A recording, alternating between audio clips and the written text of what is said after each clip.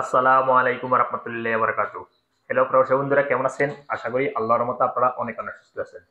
আমার ইউটিউব চ্যানেলে আমাকে অনেকে কমেন্ট করে, ভাই আমি যখন আলরাজি এটিএম বুথ থেকে ভিসা কার্ড দেওয়ার রিয়েল উইথড্র করার সময় আমার ভিসা কার্ডটা এটিএম এর ভিতরে আটকে গেছে, এখন আমি কি করব?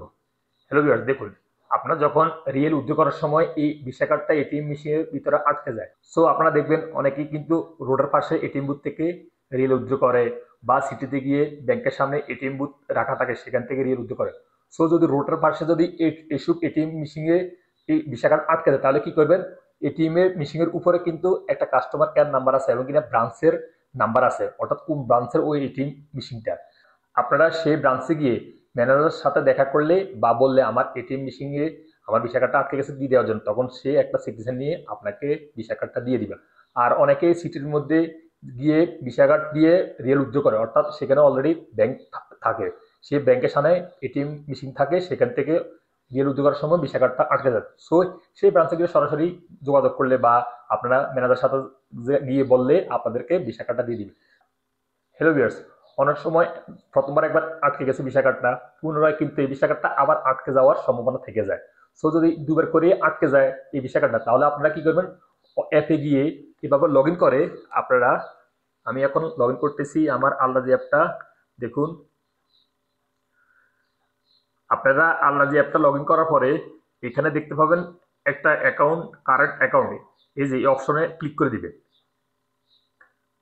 ক্লিক করার পরে এখানে দেখতে পাবেন মোর অপশন, এখানে একটা ক্লিক করে দিবেন।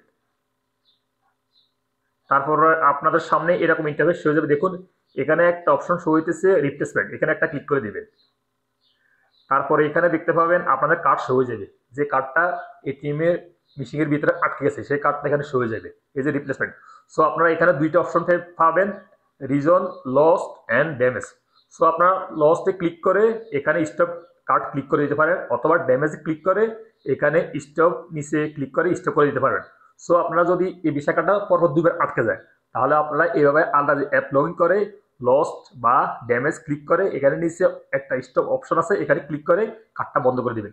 বন্ধ করে দেওয়ার পর পুনরায় আপনারা আল্লাহ যে ব্যাংকের সামনে সেলফ সার্ভিস মেশিন দেখা আছে সেখানে গিয়ে আপনারা কার্ডটা পুনরায় প্রিন্ট করে নিয়ে আনে অ্যাক্টিভ করে নিতে পারবেন।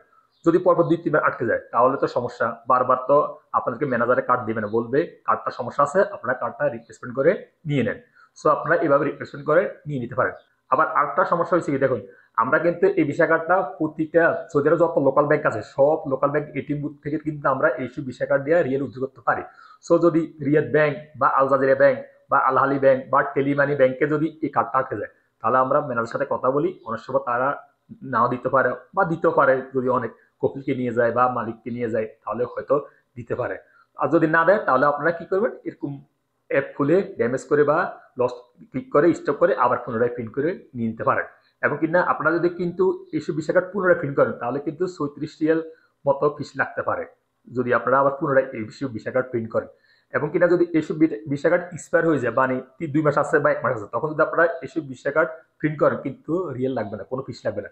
আর যদি আপনারা বারবার প্রিন্ট করেন আপনাদের ৩৬ রিয়াল লাগবে ফিস, যদি আপনারা ভিসা কার্ড বারবার প্রিন্ট করতে চান এটিএম সেলফ সার্ভিস মেশিন থেকে, তাহলে আপনাদের ৩৬ রিয়াল দিতে হবে।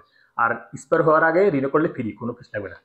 সো হ্যালো ভিউয়ার্স, আশা করি বুঝতে পারছেন। যদি আপনাদের ভিসা কার্ডটা এটিএম মেশিনের ভিতরে আটকে যায় তাহলে আপনারা ম্যানেজারের সাথে দেখা করতে পারেন, দেখা করলে তারা এটিএম ভিসা কার্ডটা দিয়ে দিতে পারে এবং দিয়ে দিবে, সমস্যা নেই।